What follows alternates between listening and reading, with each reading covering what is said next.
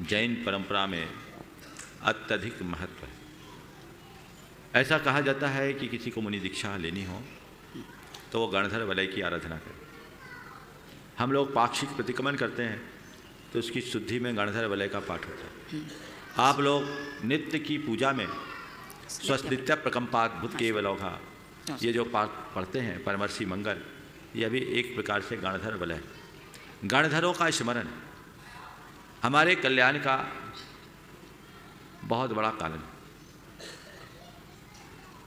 हमारे शास्त्रों में लिखा है जसंत यम धम्म पहम नियंजय तसंत यम वै नयम पहुंजे मनसा भी काया भी वत्सा भी नित्यम सकार ये तम सिर पंचमें।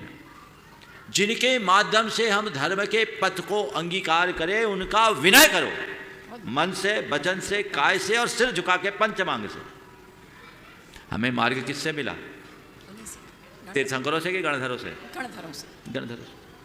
गणधर वलय का बड़ा महत्व है। प्राचीन काल में लोग अपने घरों में मांगलिक प्रसंगों में गौतम गणेशाय नमः लिखते थे। नित्य प्रकंपात के कुछ श्लोकों को लिखा करते थे। आजकल सब वास्तु वालों से कंसर्ट लेते, इधर उधर के प्रतीक रख देते, मूल चीज गोल होता है। इनका अंकन अगर घरों में करो कोई अशुभ नहीं होगा। अभी मुझे एक दिन बहुत अच्छा लगा, वीर कुमार जी के यहाँ मेरा आहार हुआ तो उनके घर में मधु स्रवंतो घृतम स्रवंतो ये और 2-3 इस तरह के श्लोक उनके घर में पत्थर पर अंकित किए। मुझे बहुत अच्छा लगा। वीर कुमार जी के यहाँ बोले हमारे पिताजी कहा करते थे। बोले बिल्कुल ठीक है, पुराने विद्वान सब ये किया करते थे, आज के पंडित लोग ये सब भूल गए। ये कराना चाहिए। श्री गौतम गणेशाय नमः, नमो जिनानम, श्री गणधराय नमः, गणनायकाय नमः, ये सब हमारे मूल मांगलिक है। तो गणधर वलय भी उसका ही एक अंग है। गणधर वलय के ये जो मूल 48 मंत्र हैं ये सीधे द्वादशांग से निश्चित मंत्र है। नमोकार द्वादशांग से निश्चित नहीं है। ये सठखंडागम के महाकर्म प्रकृति के कृति अनुगत द्वार से निश्चित मंत्र है। नौवीं पुस्तक में धौला की 9वीं पुस्तक में सठखंडागम के कृति अनुयोगत द्वार के मूल सुक्त है। अब रहा सवाल ये 48 और 63 का। तो गणधरों के पास ये गणधर के वलय नहीं है, इन मंत्रों का नाम गणधर वलय है। मूलतः रिद्धियां 7 है या कहीं उसी को 8 बोल देते हैं। इन 8 रिद्धियों 7 रिद्धियों में क्रिया रिद्धि और विक्रिया रिद्धि के 2 भेद हो जाते हैं। विक्रिया रिद्धि के 11 हो जाते हैं और क्रिया रिद्धि में चारण और आकाश नाम से 2 रिद्धि हो जाती है। आकाशगामित होगी चारण रिद्धि। चारण रिद्धि के 8 भेद हो जाते हैं। तो 11 और 8 19 बढ़ जाने से ये 48 में 2 घट गए, 1 घट गया और 19 बढ़ गया। तो ये पूरे के पूरे 48 और 18 64 होते हैं। तो 64 उनके उपभेद हैं।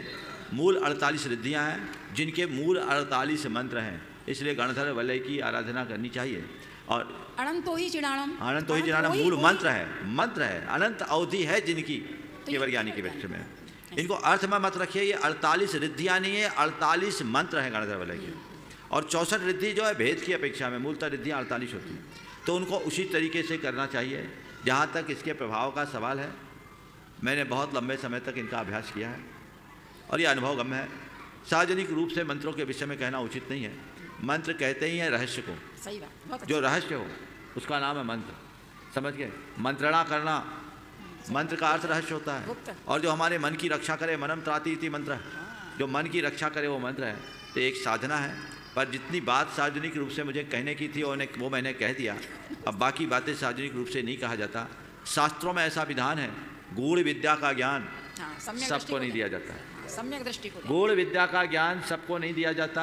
योग्य पात्र को परख कर दिया जाता है जो उसका सदुपयोग करे। अभी मैं कहूँ और लोग फिर उसकी क्लासेस लगाना शुरू कर दें। आजकल तो ये चलन है। तो ये सब चीज़ें नहीं है।